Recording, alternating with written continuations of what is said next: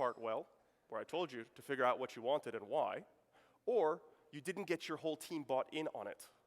So you've got a team, they're together, you have all the elements, but not everyone is actually singing off the same hymn sheet. You might be fighting for different agendas and all have your own vision of why you're doing this. And lack of key perspective. So you have to avoid getting too many cooks and too much stuff, but the corollary of that is if you don't ask the right people, if you don't get the right information, you'll fail. I look at this a little bit like a lawyer.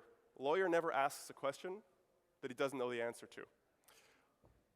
Same thing. We have to do enough research and be aware enough of our audience that we know what we're getting into and we know what the response is to the presentation before we give it.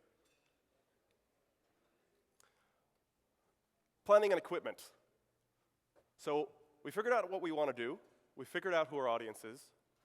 We figured out who we're going to use to get there. So now we put together a plan. We're going to map out this castle.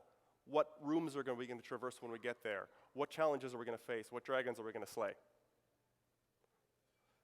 So we look at castle map.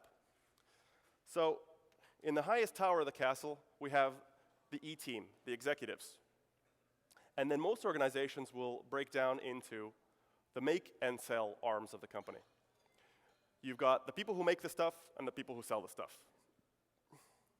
On the left, we've got development, engineering, stuff like that. In the middle, project management, and then sales and marketing on the right. Then down here, we have docs and training on the left, support, field app engineering, and pre-sales engineering, going on a spectrum from enabling out to sales technical information.